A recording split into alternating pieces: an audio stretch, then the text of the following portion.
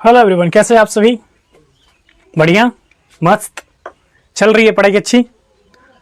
तो चलिए, फाइनली हमने कुछ दो क्वेश्चंस दिए थे आपको करने के लिए, आपको प्रैक्टिस करने के लिए कि ये दो क्वेश्चंस आपको फाइनली आ रही है नहीं, ठीक है, हमारे समझाने के बाद। यदि हमारे समझाने के बाद भी कोई प्रॉब्लम आ रही है तो हम दोबारा उस क्वेश्चन की प्रैक्टिस करेंगे, लगातार क्वेश्चंस की प्रैक्टिस करेंगे 2-3, और इतना तो हम गारंटी देते हैं कि आपको क्वेश्चन इतनी हम प्रैक्टिस करवा देंगे कि अंत में आपको कोई भी समस्या नहीं आएगी इसमें। बट एक चीज जो हम आपसे हमेशा दरख्वास्त करेंगे कि क्वेश्चन जो हम आपको क्लास में करवाते हैं वो प्रैक्टिस करना होगा। आपको हर वक्त प्रैक्टिस करना होगा, हर समय प्रैक्टिस करना होगा, घूमते वक्त प्रैक्टिस करना होगा, और जब आप बैठे हैं तब तो करेंगे ही। यानी कि मन में हर समय हर वक्त आपको लाना होगा। और आपको ज्यादा नहीं, आपको ये शुरुआत में कम से कम 3 से 4 दिन करना है, 5 दिन करना है, फिर आपको 1 सप्ताह बाद करना है, फिर आपको 20 दिन बाद करना है, फिर आपको महीने बार बाद करना है, फिर उसके बाद 1 सप्ताह में आप अगर पेज पलटा के देखते गए तो मैं ये आपको यकीन के साथ कह सकता हूं कि आपका फाइनली पूरा चैप्टर पूरा हो जाएगा। किसी भी तरह की इसमें चीज में कमी नहीं आएगी और आप फाइनली आसानी से करंट डिस्ट्रीब्यूशन जो आपको हम केसीएल सिखाए थे कर पाएंगे। टफ नहीं है, आसान है, बस आपको आसान समझना पड़ेगा और मानना पड़ेगा, ठीक है। जब आप आसान समझ और मान लेंगे तो आपके लिए वो चीज आसान हो जाएगी। यदि आपने टफ मान लिया तो आपके लिए टफ हो जाएगा। ये आप पे डिपेंड करता है, आपकी सोच पे डिपेंड करता है कि आप उसे किस वे में लेते हैं, as a positive as a negative, ठीक है। नेगेटिव आ रही है ना, आप नहीं, आप पॉजिटिव सोचने के चाह रहे हैं लेकिन नेगेटिव आ रही है, तो क्या हो रहा है यहाँ पे, जब आप पॉजिटिव सोच रहे हैं तो नेगेटिव चीज आपको वहां पे क्या कर रही है, अवहेलना कर रही है, आपको पीछे करने की कोशिश कर रही है। लेकिन आपको पीछे नहीं होना है, उसे पार करके आगे बढ़ना है पॉजिटिव वे में, और एज अ उसे अपने पढ़ाई में यूज करना है, हर एक सब्जेक्ट में यूज करना है, क्वेश्चन प्रैक्टिस टॉपिक सब टॉपिक में हर जगह यूज करना है उसे, और हर समय यूज करना है, ठीक है। फाइनली आप साइंस में आगे बढ़ेंगे ही बढ़ेंगे, ये मेरी गारंटी है। तो चलिए आइए आते हैं, जैसा कि मैंने आपको बताया था कुछ हम प्रैक्टिस करेंगे क्वेश्चंस की, और जो क्वेश्चंस मैंने आपको दिए थे, ठीक है। फाइनली हम ये सोच के अभी आपकी क्लास ले रहे हैं कि आपने जो मैंने बाकी के 2-3-4 क्वेश्चंस करवाए थे आप उसके प्रैक्टिस किए होंगे, ठीक है। नहीं बना होगा कोई दिक्कत नहीं, हम फिर से अभी इस क्वेश्चन 2 क्वेश्चन अभी आपके स्क्रीन पे है, इसको बनाएंगे, इस वाले क्वेश्चन को, इस वाले क्वेश्चन को, ठीक है। करंट डिस्ट्रीब्यूशन करेंगे। ये करंट डिस्ट्रीब्यूशन बहुत आसान था, इसलिए हमें नहीं लगता कि इसमें आपको कोई प्रॉब्लम हुआ होगा, लेकिन आगे और थोड़ी बढ़ते जाएगी। अभी लेवल कम होगा, फिर लेवल बढ़ेगा, फिर उससे ज्यादा लेवल बढ़ेगा, तो लेवल हमारा क्वेश्चन का बढ़ते जाएगा। जब लेवल बढ़ते जाएगा तो थोड़ी टफनेस, बस थोड़ा टफनेस लेके आगे बढ़ेंगे, ज्यादा नहीं जाएंगे हाई पे, ताकि धड़ाप से गिर गए, ठीक है। थोड़ा स्टेप लेंगे, थोड़ा स्टेप लेंगे, हाथ को मजबूती से पकड़ेंगे, इसको इस जगह पकड़ के, ताकि स्टेप जब ले तो गिरे नहीं, पैर का पकड़ बनाए रखेंगे। तो इस तरह से काम करेंगे टोटल हमारा जो ये टॉपिक है, ठीक है, केसीएल, किरचॉफ्स करंट लॉ, जो कि हमारा डीसी सर्किट पर यूज होता है। आपको हमने पहले ही बताया था, एसी का कभी यूज मत कीजिएगा यदि आपको केसीएल पूछता है एग्जाम में एक्सप्लेन करने के लिए या ब्रीफ करने के लिए, जो भी क्वेश्चन आपसे पूछे, ठीक है। तो फाइनली 2 सर्किट हमने आपको दिया था होमवर्क में, और हमने बोला था कि आपको इसमें कहीं से भी कोई प्रॉब्लम नहीं होनी चाहिए। चलिए, प्रॉब्लम नहीं अगर हुई होगी, यदि बना लिए हैं तब तो उसके लिए आप लोग अपने आप को ये मोटिवेट कीजिए, जो एक होता है अपने से यस, ठीक है, कहते हैं यस आई एम ओके, तो मैंने डन कर दिया, ठीक है। तो उसके बाद फिर आप इस पे आइए जो जिससे नहीं बनाओ, ठीक है। मैं ये नहीं कह रहा हूं कि आपसे नहीं बना, आपने प्रैक्टिस की होगी। यदि आपने प्रैक्टिस नहीं की तो कोई दिक्कत नहीं है, प्रैक्टिस कीजिए ना, प्रैक्टिस से ही तो आप आगे बढ़ेंगे, ठीक है। तो आइए इसमें हम करंट की डिस्ट्रीब्यूशन कर लेते हैं। मैंने आपको बताया था कि आप कहीं से स्टार्ट कर सकते हैं, लेकिन अच्छा होगा कि आप बैटरी के पास से स्टार्ट करें, ताकि हमारा और जो है ये टफ ना बने। क्या टफ ना बने, हमारा क्वेश्चन टफ ना बने, ठीक है। तो हमने यहां से आई स्टार्ट कर दिया, फाइनली आई यहां तक आया। यहां 2 रास्ता हमें मिला, हमें क्या मिला, यहां 2 रास्ता मिला। तो हमने क्या बोला था आपको, यदि 2 रास्ता मिले तो हमको क्या मान लेना है, I1 मान लेना है। और यदि इधर I1 जाएगा तो बाकी सब इधर कितना जाएगा, यदि इधर I1 गया तो जो भी बाकी बचेगा हमारा इधर जाएगा, वो कितना जाएगा, I माइनस I1 जाएगा हमारा, कोई दिक्कत नहीं, हमने बताया था। और फाइनली यहां तक क्या आ रहा है, यहां तक I1 आ रहा है। फिर 2 रास्ता मिलाना, तो इसको भेजना ही भेजना है। एक रास्ता I1 भेज दिए इधर, दूसरा I माइनस I1 इधर भेज दिए, 2 रास्ता आगे मिला। हम जानते हैं कि यदि इधर I1 आ रहा है तो कुछ करंट इसमें जाएगा, कुछ करंट इसमें जाएगा।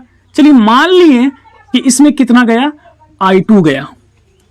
अब I2 माने हैं हम, ठीक है, ऐसा नहीं समझिए कि I2 आ कहां से गया। I2 हमने माना था पिछले बार भी, इधर I2 गया, ठीक है। यदि इधर I2 गया तो सीधी सी बात है कि I1 माइनस में I1 से ही गया होगा I2, तो इधर कितना जाएगा, I1 माइनस I2 जाएगा, कोई प्रॉब्लम। यदि इधर गया हमारा I1 माइनस I2 तो यहां तक भी तो वही आएगा, कितना आएगा हमारा I1 माइनस I2 आएगा ना। और इधर से क्या कितना आ रहा है हमारा I2 आ रहा है, कोई समस्या नहीं। यहां तक कितना आया हमारा I माइनस I1 आया ना, और इधर से क्या आ रहा I1 माइनस I2। अब इसमें कितना जाना चाहिए, आइए देख लेते हैं कि इसमें कितना जाएगा, करके देख लेते हैं। क्योंकि दोनों तरफ से अब धाराएं नदी की क्या हो गई, पहले तो हमने देखा था कि कुछ पहले टॉपिक में हमने देखा था कि पहले इस तरह से था हमारा कि इस तरह से नदी आ रही थी। अब क्या हो रहा है कि पानी इधर से आ रही है, इधर से आ रही है। फाइनली देखना है कि इसमें कितना जाएगी, जोड़ दे जाना सबको, क्योंकि दोनों का सम ही जाएगा ना। इधर से कितना आ रहा है हमारा I माइनस I1 आ रहा है, और इधर से कितना है हमारा प्लस I1 माइनस I2 है ना। जोड़ दीजिए, देखिए तो यहाँ पे कट रहा है, कुछ कट रहा होगा। यहाँ पे क्या कट रहा है, यहाँ पे I1 ये कट गया, माइनस I1 कट गया, तो क्या बच गया हमारा फाइनली I माइनस I2 बच गया ना। यानी कि इसमें कितना जाएगा हमारा I माइनस I2 जाएगा ना। आ गया ना इतना तक।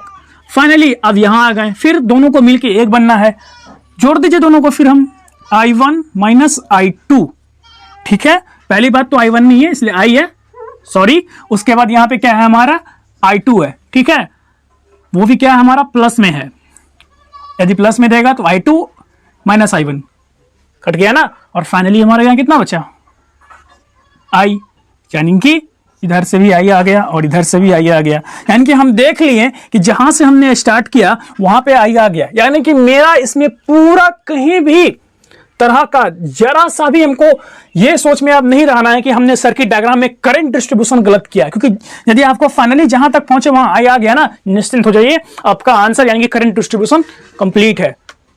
ठीक है, अब इसके बाद आता है हमारा इस पे बेस्ड कुछ क्वेश्चंस। इस पे बेस्ड क्वेश्चंस अब ये आएंगे कि जब आपने करंट डिस्ट्रीब्यूशन सीख लिया तो अब इसको एक इक्वेशन के तौर पे बनाया जाता है, जो कि एक होता है हमारा टोटल केसीएल का, कह सकते हैं as a third step. First step हमने सर्किट बना लिया, ठीक है, रेजिस्टेंस के किस तरह से निकाले जाते हैं इक्विवेलेंट वो देख लिए। सेकेंड स्टेप में हमने करंट डिस्ट्रीब्यूशन कर लिया, कहां से करंट डिस्ट्रीब्यूशन कर सकते हैं और कहां से नहीं कर सकते हैं दोनों को देखा। क्या हर जगह से कर सकते हैं, हाँ हर जगह से कर सकते हैं, वो भी हमने देखा, आपको बताया। और फाइनली आप बताने जा रहे हैं जो थर्ड द मोस्ट इंपॉर्टेंट, थोड़ा सा स्टेप ऊपर गए, थर्ड स्टेप यानी कि तीसरा सीढ़ी चढ़े हैं केसीएल का, वो है हमारा कि अब इक्वेशन बनाना। इसके अंदर इक्वेशन बनाएंगे और देखेंगे कि फाइनली हमारा करंट जो है वो कितना आ रहा है, यानी कि फाइनली जो भी आएगा हमारा करंट वो हमारा आंसर होगा। और हम इस तरह से पूरे में डिस्ट्रीब्यूशन कर देंगे करंट का, ठीक है। और आप बताएंगे कि आपको करंट जो है कितना आएगा। लेकिन हमने आपको कुछ बताया था कल, उसको करने से पहले हमें दो टॉपिक और कवर करना पड़ेगा, वो है हमारा Ohm's law. Ohm's law important है, क्या हमारा ओम्स लॉ क्या है हमारा इंपॉर्टेंट है। तो आइए अब करते हैं टॉपिक ओम्स लॉ। देखिए ओम्स लॉ कहता है यदि आप टेम्परेचर और प्रेशर को कांस्टेंट मान के चलिए, यदि हम टेम्परेचर को और प्रेशर को कांस्टेंट मान के चलेंगे तो पता है क्या होता है हमारा, यानी कि पोटेंशियल डिफरेंस जो हमारे सर्किट का होता है वो क्या होता है हमारा डायरेक्टली प्रोपोर्शनल होता है करंट का। यदि का बात कर रहे हैं हम, इफ का बात कर रहे हैं। इफ आपने टेम्परेचर जो हमारा तापमान है, प्रेशर जो हमारा दाब है, इस तीनों को यदि आपने कांस्टेंट मानना, और आपको मानना पड़ेगा, हम जितना भी क्वेश्चंस बनाएंगे अभी इसके बेस पे सारे पे हमारा टेम्परेचर और प्रेशर कांस्टेंट रहेगा। यदि आपसे कोई पूछे कि बताइए इस पे प्रेशर और हमारा टेम्परेचर पे क्या इफेक्ट पड़ेगा, तो आप पहले ही बता दें। सर मैं आपको बता दे रहा हूं, हमने इस क्वेश्चन में और हमने जितना भी अभी पढ़ रहे हैं इस टॉपिक पे, हमें उस पर टेम्परेचर और प्रेशर को कांस्टेंट मानना है, ठीक है। और फाइनली फिर हमने क्या बोला आपको, पोटेंशियल डिफरेंस जो हमारा वोल्टेज भी कहलाता है वो डायरेक्टली प्रोपोर्शनल होता है हमारा करंट का, यानी कि हमारा जो विद्युत धारा है उसके डायरेक्टली प्रोपोर्शनल होता है। यदि पोटेंशियल डिफरेंस हमारा बढ़ता है तो स्वाभाविक सी बात है कि हमारा करंट भी बढ़ेगा। कभी कभी होता है ना हमारे घर में लाइट का डिम कम हो जाता है, यानी कि बल्ब जो भी फैन होता है वो धीरे धीरे चलता है। स्वाभाविक सी बात है कि वहां क्या हुआ है, हमारा वोल्टेज कम हो गया तो वोल्टेज कम हो गया तो करंट कम हो गया। वही बात यहाँ है, यानी कि आप कह सकते हैं वोल्टेज को दूसरे शब्दों में पोटेंशियल डिफरेंस। पोटेंशियल का मतलब क्या हो गया हमारा कि एक तरह से वो न्यूमेरिकल वैल्यू जो हमारा होता है, मान लीजिए 12 वोल्ट, 12 को बताया, और डिफरेंस पोटेंशियल डिफरेंस का मतलब समझ लीजिए आप थोड़ी सी अब पोटेंशियल डिफरेंस का मतलब भी आपको समझना इंपॉर्टेंट है। देखिए पोटेंशियल डिफरेंस क्या होता है, देखिए पोटेंशियल डिफरेंस यही होता है ना। देखिए पोटेंशियल डिफरेंस यानी कि ये हमारा एक बैटरी होता है, हमने बताया था इधर है हमारा हायर पोटेंशियल, इधर है लोअर पोटेंशियल। याद रखें यदि यहां पे लिखा हुआ है 12 वोल्ट, 12 वोल्ट का मतलब हुआ कि इस जगह जो है हमारा, ठीक है, याद रखें इस जगह हमारा 0 वोल्ट होगा, ठीक है, इस जगह एकदम इंड पॉइंट पे, एकदम इस इंड पॉइंट पे, इस वाले पॉइंट पे बात कर रहे हैं, इस वाले पॉइंट पे, इस वाले पॉइंट पे 0 वोल्ट। फिर थोड़ा सा आगे जाएंगे तो 1 के बाद 2 3 4 5 6 7 8 9 10 11 12, और जब फाइनली हम इस पॉइंट पे आ जाएंगे एज अ पीक पे, तो इस जगह हमारा होता है 12 वोल्ट। यानी कि अब यदि हमें डिफरेंस निकालने के लिए कहेगा पीडी, ये जो है ना डिफरेंस, इसी के बीच का डिफरेंस रहता है पोटेंशियल डिफरेंस, ठीक है, इसी के बीच के डिफरेंस जो रहता है ना, इसी डिफरेंस को ऐड कर देते हैं पोटेंशियल में, इसलिए कहलाता है पोटेंशियल डिफरेंस, जो कि हमारा कितना होता है पता है, 12 माइनस 0, 12 वोल्ट माइनस 0 वोल्ट, कितना हो जाएगा डिफरेंस, 12 वोल्ट। Answer complete. ये पोटेंशियल डिफरेंस में कोई प्रॉब्लम नहीं होना चाहिए समझने में। पोटेंशियल डिफरेंस का मतलब क्या हुआ ये समझना इंपॉर्टेंट है, ना कि रटना इंपॉर्टेंट है, ठीक है, इसलिए आपको इतना तक समझ में आ गई होगी। अब बढ़ते हैं ओम्स लॉ पे। मैंने आपको पहले ही बता दिया कि at constant temperature and pressure, if, ठीक है, if the temperature and pressure is constant, then the potential difference is directly proportional to the current। आइए कैसे उसे देखते हैं। पहले तो आप इस क्वेश्चन को जो मैंने आपको दिया था इसे प्रैक्टिस कर लीजिए। आप इसे अगर जिन्हों से नहीं बना था आप उन्हें बना लीजिए, ठीक है। फाइनली इसके बाद जो है हम तुरंत ओम्स लॉ करेंगे, और ओम्स लॉ ने बताया था उस चीज को मैं बार बार अभी रटूंगा ताकि आपको रटते रटते समझ में आ जाए, ठीक है।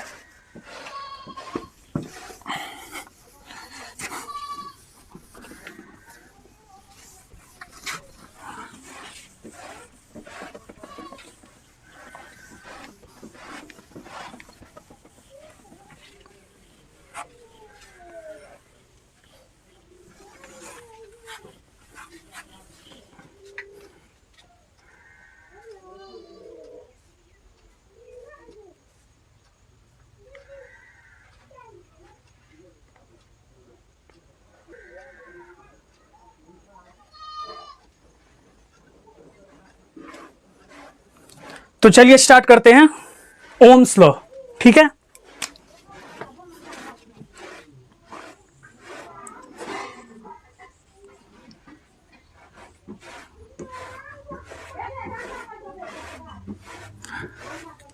देखिए इन्होंने क्या बोला, ओम्स ने क्या बोला, हमारे जो साइंटिस्ट थे उन्होंने क्या बोला, उन्होंने बोला कि eight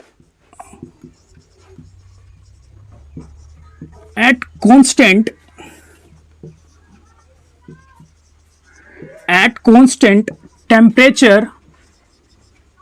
and pressure, at constant temperature and pressure,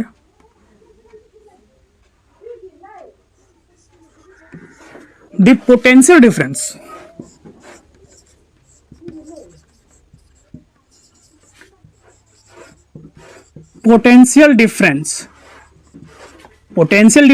is directly proportional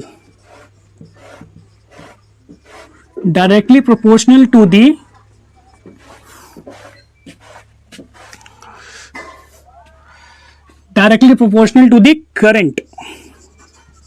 तो इस डेफिनेशन को आप समझें पहले क्या कहना चाह रहा है। ये डेफिनेशन ये कहना चाह रहा है कि हमने यहां पे पोटेंशियल को, टेम्परेचर को, ठीक है, के से लिख रहे हैं, जो कि हमारा क्या होना है यहाँ पे कांस्टेंट होना है, यानी कि नो चेंज, ठीक है,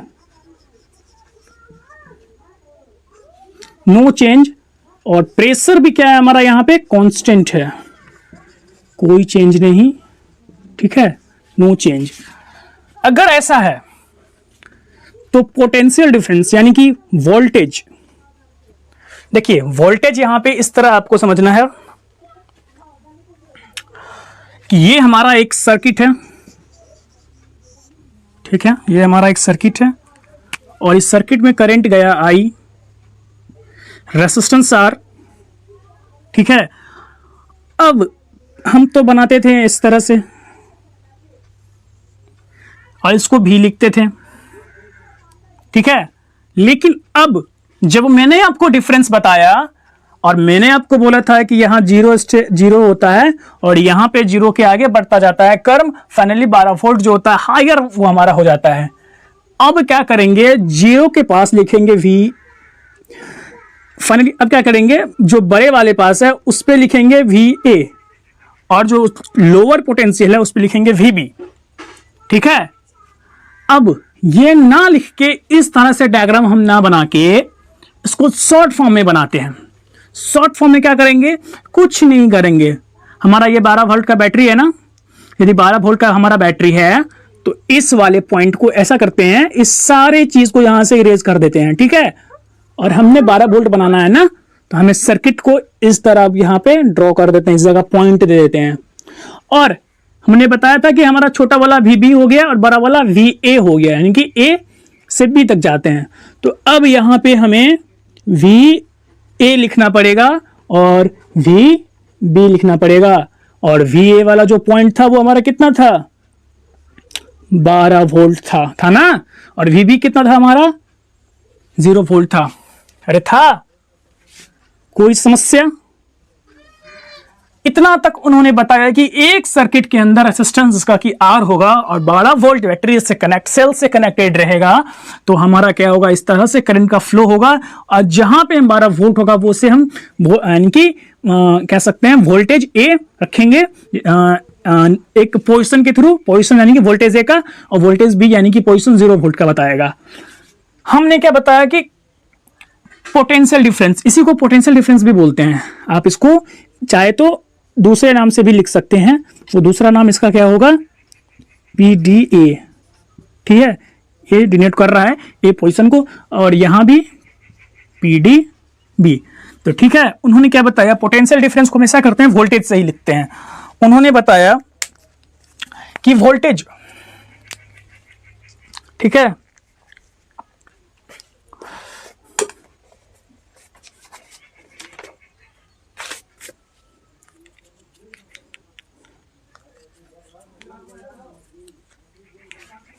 ठीक है। तो उन्होंने क्या बताया कि यहां जो हमारा है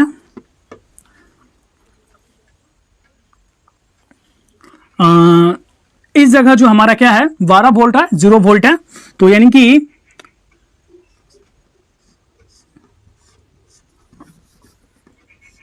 VA हमारा ज्यादा है ना। हमने आपको उस समय बताया था ना कि 12 - 0 हुआ था वोल्ट हमारा, फाइनली 12 वोल्ट आया था। उसी तरह यहां करना है हमें कि 12 वोल्ट यहां पे है, तो 12 वोल्ट तो नहीं लिखेंगे हम, आपको समझाने के लिए 12 वोल्ट दिए हैं, लेकिन VA है हमारा, तो VA माइनस VV करेंगे ना। और ये कहा, उन्होंने कहा कि डायरेक्टली यानी कि ये जो हमारा पोटेंशियल डिफरेंस जैसे कि हम VA से VB से लिखते हैं और यही हमारा V कहलाता है, या आप PD लिख दीजिए ना। लेकिन जब आप क्वेश्चन आंसर बनाएंगे ना, जब आप क्वेश्चन आंसर बनाएंगे तो दोनों आपको देखने को मिलेगा, लेकिन डिनोट हम करेंगे ये चर्चित है, V हमारा क्या है, हम ज्यादा चर्चित है और ये अच्छा स्टैंडर्ड फॉर्म में हमें लगता है देखने में, ठीक है। तो इसीलिए यहां पे हम VA - VB दिए। उसने क्या बताया कि डायरेक्टली प्रोपोर्शनल किसका, करंट का होगा, तो करंट दे दिए, ये डायरेक्टली का निशान है ना, डायरेक्टली प्रोपोर्शनल होगा करंट का। तो इतना तक तो उनका कहना था। और इस जगह क्या है हमारा, इस जगह हमारा क्या है, VA ग्रेटर देन VB, कोई दिक्कत नहीं। और VA - VB जो है हमारा डायरेक्टली प्रोपोर्शनल होगा करंट का। अब इस प्रोपोर्शनलिटी कांस्टेंट को हटाने के लिए यहां पे हम लिखते हैं, पता है क्या, यहां पे लिखते हैं अकॉर्डिंग टू ओम्स लॉ, ठीक है। VA - VB is directly proportional to I, हमारे स्टेटमेंट के अनुसार। फिर यहां पे क्या होना है हमारा, V A minus V B, ठीक है। अब इस प्रोपोर्शनलिटी कांस्टेंट को हटाने के लिए यहां पे हमको कुछ लाना पड़ेगा, तभी तो हटेगा। ये हमारा डायरेक्टली प्रोपोर्शनल इक्वेशन तो बना लिए, उसको हटाने के लिए हमें क्या करना पड़ता है, इस जगह देना पड़ता है आर, ये आर देना पड़ता है, ठीक है। और आई तो हमारा कांस्टेंट, जैसे ही आर देंगे फिर हमारा इक्वल का चिन्ह हो जाएगा। और ये क्या है हमारा, ये हमारा रेसिस्टेंस, रेसिस्टिविटी है हमारा, क्या है, रेसिस्टिविटी को या रेसिस्टिविटी कांस्टेंट, एक कांस्टेंट टर्म है हमारा जो कि हर एक रेसिस्टेंस का अलग अलग होता है, ठीक है। हर एक रेसिस्टेंस का अलग अलग रेसिस्टिविटी होता है। कोई समस्या, कोई दिक्कत। और इस R को इसीलिए कांस्टेंट के टर्म में यहां लिखते हैं क्योंकि इस पूरे ओम्स लॉ में जो हमारा क्या है, टेम्परेचर यहां है हमारा, वो क्या है हमारा कांस्टेंट है, ठीक है। टेम्परेचर क्या है हमारा यहां पे पूरा का पूरा कांस्टेंट है। इसीलिए कह सकते हैं इफ R इज कांस्टेंट, यहां लिख सकते हैं आप, if R is constant, if R is constant then क्या, if T is constant then R is also constant, R भी constant होगा कि T constant है हमारा। कोई समस्या, कोई दिक्कत नहीं होनी चाहिए इसमें। और आपका फाइनली इस तरह से हम कह सकते हैं जो है हमारा इक्वेशन आ जाता है V equal to I R का। और यही V इक्वल टू आई आप 10th क्लास में पढ़ते हैं, यही इक्वल टू पढ़े होंगे V equal to I R. आप फाइनली समझ लीजिए कि V equal to I R कैसे आया। ओम्स लॉ ने आपको बताया, क्या बताया ओम्स लॉ ने आपको, उन्होंने बोला कि आप एक काम करो, पूरे सर्किट में आपको क्या करना पड़ेगा, कांस्टेंट करना पड़ेगा टेम्परेचर और प्रेशर को। यदि आपने टेम्परेचर और प्रेशर कांस्टेंट मान लेते हैं या कर लेते हैं सर्किट में, तो आपको एक चीज देखने को मिलेगा। क्या देखने को आपको मिलेगा वहां पे जब यदि आप सेल लगा के देखेंगे और सेल की जो वोल्टेज यदि आप, एक वोल्ट मीटर होता है, उस वोल्ट मीटर से बढ़ाएंगे तो आपको एक चीज देखने को मिलेगा। वो चीज क्या है हमारा, एक करंट है। करंट बढ़ जाएगा, यदि करंट बढ़ जाएगा ना तो हमारा वोल्टेज भी बढ़ रहा है, करंट बढ़ जाएगा। यदि करंट बढ़ जाएगा तो यानी कि जो हमारा जितना भी इलेक्ट्रॉनिक्स इक्विपमेंट है उसका क्या होगा, एक तरह से हम कह सकते हैं रोशनी कह सकते हैं। अगर बल्ब है, फैन कह सकते हैं, तो वो जो हमारा उसके अंदर जो हमारा लगा हुआ है मोटर वो स्पीड हो जाएगा। फ्रिज है, मे बी की फ्रिज हमारा उड़ सकता है। फैन है वो तेज हो जाएगा। एसी है, मे बी की उस पर कुछ आ सकता है इफेक्ट। एसी है उस पर भी आ सकता है। मतलब जितने सारे आपने इक्विपमेंट्स लगा रखे हैं, कहीं ना कहीं कुछ ना कुछ फर्क देखने को मिलेगा। तो इतना ने ओम्स लॉ बताया। तो उसने फिर बोला कि इस तरह से आप जो है यहाँ पे according to the Ohm's law यदि आप सर्किट यानी कि इसमें लगाते हैं तो उसके हिसाब से VA माइनस VV जो कि आपका एक वोल्टेज है और डायरेक्टली प्रोपोर्शनल होगा I के। यदि वो डायरेक्टली प्रोपोर्शनल I के होता है तो इस तरह से R जो यहाँ पे है हमारा एक प्रोपोर्शनलिटी कांस्टेंट के टर्म में आता है, जिसे कि हम लोग बोलते हैं रेसिस्टिविटी। ठीक है, इस तरह से finally V equal to I R हमारा फाइनली आ जाता है। और इतना ही उन्होंने बोल के खत्म कर दिया अपने टॉपिक को। बताया कि इसके आगे आपको करना कुछ नहीं है और सवाल का ही प्रैक्टिस करना है। बस ये समझ लीजिए, यदि आपको इतना पूछे कि डिफाइन ओम्स लॉ तो आपको इतना लिख देना है। ठीक है, और ओम्स लॉ के बारे में दो चीज और जान लीजिए कि ओम्स लॉ जो है हमेशा आपको जो लगाना है, ठीक है, कैसे लगाना है, तो ओम्स लॉ आपको लगाना है हमारे रेसिस्टेंस में लगाना है। कभी भी 3 पॉइंट्स है हमारे ओम्स लॉ के, ठीक है, जो कि कंडीशन पे अप्लाई है। पहला कंडीशन उन्होंने कहा है कि आप रेसिस्टेंस में ही ओम्स लॉ लगा सकते हैं। ठीक है, रेसिस्टेंस में ही ओम्स लॉ लगा सकते हैं। किसी आप बैटरी में ओम्स लॉ मत लगा दीजिएगा।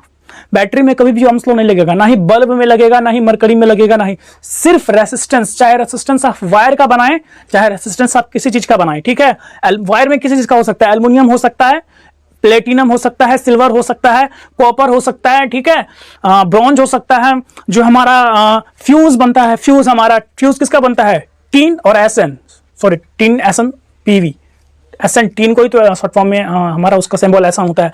तो लेड और टीन मिलके क्या बनता है हमारा, फ्यूज बनता है। वो फ्यूज भी एक तरह का रेसिस्टेंस है। तो आप मेटल और नॉन मेटल में तो कोई नहीं आएगा। मेटल में क्या होगा कि मेटल में ही आप रेसिस्टेंस बनाएं, ठीक है, सिर्फ वायर यानी कि वायर में बनेगा रेसिस्टेंस, और उसी रेसिस्टेंस में सिर्फ ओम्स लॉ लगेगा, ना कि बैटरी में लगेगा। इस बात का ध्यान रखें। ठीक है, कभी भी बैटरी में ओम्स लॉ मत लगा दीजिएगा। ठीक है, तीसरा पॉइंट उन्होंने बताया कि रेसिस्टेंस जब आप ओम्स लॉ रेसिस्टेंस में लगाएंगे तो याद रखें आप रेसिस्टेंस के एंड पॉइंट पे लगाएं। मान लीजिए ये एक रेसिस्टेंस है तो आप रेसिस्टेंस का ये वाला एंड पॉइंट और ये वाला एंड पॉइंट, ठीक है, ये दोनों एंड पॉइंट पे आपको रेसिस्टेंस को लगाना होगा, ठीक है, कहीं बीच में नहीं लगा सकते आप रेसिस्टेंस का। जैसे कि मैंने बताया ना ये एक रेसिस्टेंस है, तो इस रेसिस्टेंस के एंड पॉइंट तो हमारा ये हुआ, इस दोनों के एंड पॉइंट पे आपको रेसिस्टेंस में ओम्स लॉ लगाना है।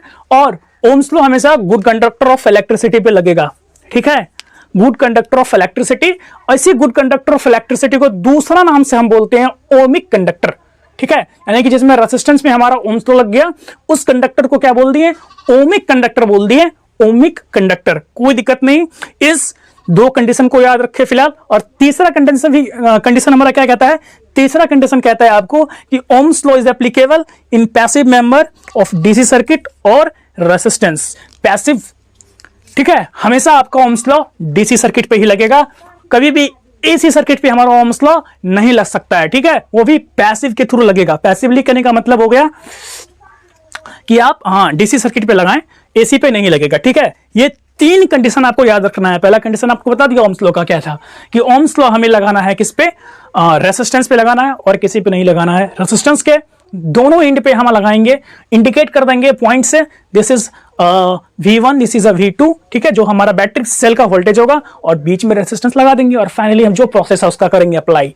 हमेशा जो है ओमिक कंडक्टर पे लगेगा रेजिस्टेंस, यानी कि गुड कंडक्टर ऑफ इलेक्ट्रिसिटी, ठीक है। तीसरा पॉइंट हमने क्या बताया कि हमेशा डीसी सर्किट पे लगेगा, कभी भी एसी पे हमारा नहीं लग सकता है ओम्स लॉ।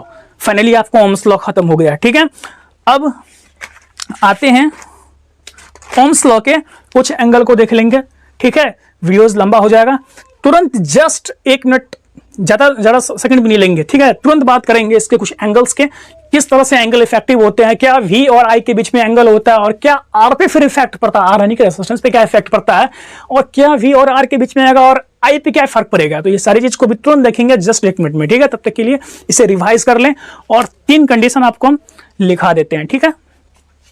आप इसे नोट कर ले, पॉज करके हम इसे अभी रेज करने वाले हैं। 3 कंडीशन निकालने जा रहे हैं, 3 कंडीशन अभी आपको लिखना है,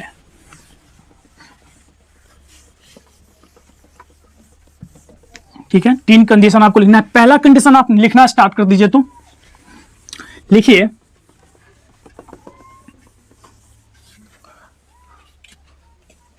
Ohm's law is always applicable. Ohm's law is always applicable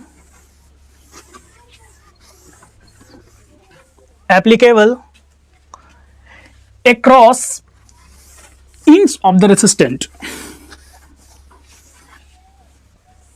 Across end of the resistance. जैसे कि Ohm's law is always applicable across end of the resistance, ठीक है। दूसरा, it is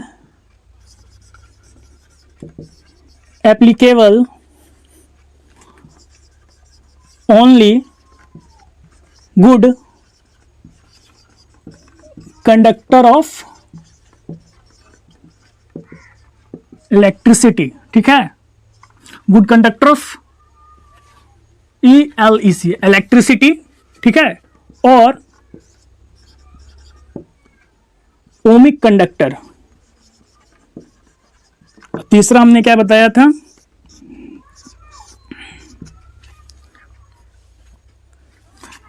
it is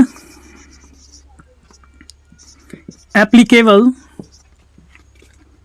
in passive, ठीक है, passive member of only DC circuit, ठीक है, passive member of DC रख दें, डीसी सर्किट नॉट एसी, ठीक है, ओनली डीसी सर्किट। इस बात को स्टूडेंट भूल ही जाते हैं कि हमने भैया ओम्स लॉ लगाया किस में, कौन से सर्किट में लगाया, इस बात को भूल जाते हैं। यदि एग्जाम में फिर पूछ दिया तब तो आपके मार्क्स गए, तो ध्यान रखें, ठीक है। ये फाइनली हमने कर लिया और यहीं पे वीडियो को जस्ट तुरंत हम इसके ऊपर जो है ग्राफ्स पे आएंगे, ठीक है। इस पे ग्राफ्स के बारे में देखेंगे। ग्राफ्स देखने के बाद क्या करेंगे, ग्राफ्स देखने के बाद फिर किरचॉफ्स वोल्टेज लॉ देखना है हमें, ठीक है। वोल्टेज लॉ देखेंगे, फिर व्हीटस्टोन ब्रिज देख लेंगे, फिर उसके बाद जितने सारे पढ़े हैं अभी तक में हमने टॉपिक, उस सब टॉपिक पे क्वेश्चंस आएगा। यानी कि आप थोड़ा सा और स्टेप बढ़ेंगे किरचॉफ्स वोल्टेज लॉ पे, ठीक है। और उससे बीच में लेकिन कुछ ग्राफ्स के क्वेश्चंस देख लेते हैं। आपको मिलते हैं तुरंत हम वीडियोज में जहां ग्राफ्स को देखेंगे। तब तक के लिए आप इसे रिवीजन कर लें, ठीक है। रिवीजन कर लें, आप इसे अच्छे से देख लें। कहीं कोई प्रॉब्लम होगा तो हमें कमेंट पे बताएं, ठीक है। ओके, रिवीजन स्टार्ट करें।